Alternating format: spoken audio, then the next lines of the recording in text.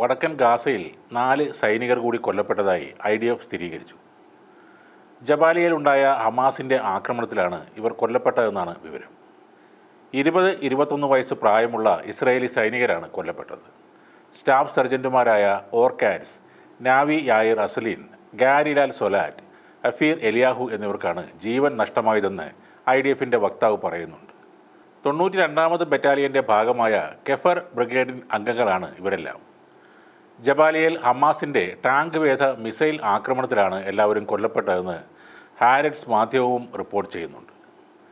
ഇതോടെ ഗാസയിൽ ഒക്ടോബർ 7 ശേഷം കൊല്ലപ്പെട്ട ഇസ്രായേൽ സൈനികരുടെ എണ്ണം 375 ഉയർന്നിട്ടുണ്ട്. ഇസ്രായേൽ ഗാസയിൽ നടത്തുന്ന കരയാക്രമണത്തിൽ മാത്രം കൊല്ലപ്പെട്ടവരാണ് ഇത്രയും ആളുകൾ. കഴിഞ്ഞ ഏതാനും ദിവസങ്ങൾക്കിടെ വടക്കൻ ഗാസയിൽ ഉൾപ്പെടെ നിരവധി ഇസ്രായേൽ യുവ സൈനികരാണ് കൊല്ലപ്പെട്ടത്. വടക്കൻ ഗാസയിൽ ഹമാസും ഇസ്രായേൽ സൈന്യവും തമ്മിൽ ഏറ്റുമുട്ടൽ ഇപ്പോഴും തുടരുകയാണ്. ഇവിടെ ഇസ്രായേൽ ആക്രമണം കടുപ്പിച്ചിട്ടും 100 കണക്കിന് ഹമാസ് പോരാളികളാണ് ആ മേഖലയിൽ ഉള്ളതെന്ന് യദിയോത്ത് അക്രദോത്ത് എന്ന മാധ്യമവും റിപ്പോർട്ട് ചെയ്യുന്നുണ്ട്. അതിനിടെ വടക്കൻ ഇസ്രായേലിൽ ഹിസ്ബുള്ള വ്യോമാക്രമണം വീണ്ടും തുടരുകയാണ്. 165 മിസൈലുകൾ കഴിഞ്ഞ ദിവസം വർഷിച്ച ശേഷവും ഹൈഫയിലും സമീപ പ്രദേശങ്ങളിലൂടെയും ഹിസ്ബുള്ളയുടെ യുദ്ധവിമാനങ്ങളും ഡ്രോണുകളും പറക്കുന്നതായുള്ള അപായ സൈറൻ ലഭിച്ചതായി ഇസ്രായേൽ മാധ്യമങ്ങൾ റിപ്പോർട്ട് ചെയ്യുന്നു.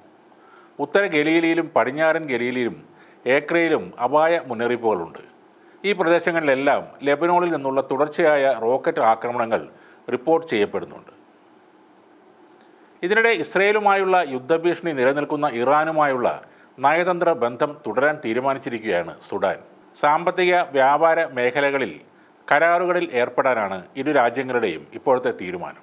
കരാറുകൾ സംബന്ധിച്ച ചർച്ചകൾക്കായി ഇറാൻ വിദേശകാര്യമന്ത്രി അബ്ബാസ് അരാക്ചിയും സുഡാൻ ധനകാര്യമന്ത്രി ജിബ്രീൽ ഇബ്രാഹിമും ടെഹ്റാനിൽ കൂടിക്കാഴ്ച നടത്തി. 2016 ഇറാനിലെ സൗദി അറേബ്യയുടെ എംബസിക്ക് നേരെ ആക്രമണം നടന്നിരുന്നു.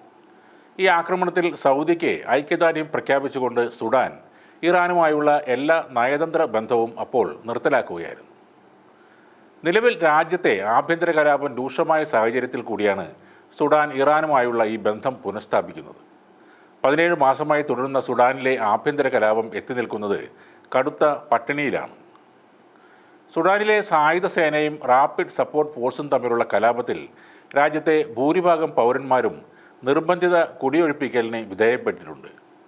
ഈ പശ്ചാത്തലത്തിലാണ് ഇറാനുമായുള്ള ബന്ധം പുതുക്കാൻ സുഡാൻ തീരുമാനിക്കുന്നത്. ഇസ്രായേലിൻ്റെ യുദ്ധവെറി തടുക്കുന്നതിന് ഇസ്ലാം രാജ്യങ്ങൾക്കിടയിൽ ഐക്യദാർഢ്യം വേണമെന്നും ഇറാൻ വിദേശകാര്യമന്ത്രി ആവശ്യപ്പെട്ടു. ഗാസയിലും ലെബനോണിലും തുടരുന്ന നെതന്യാഹു സർക്കാരിൻ്റെ കുറ്റകൃത്യങ്ങളിൽ ഒറ്റക്കെട്ടായി തങ്ങൾ പ്രതികരിക്കണമെന്നും അദ്ദേഹം ആവശ്യപ്പെട്ടു.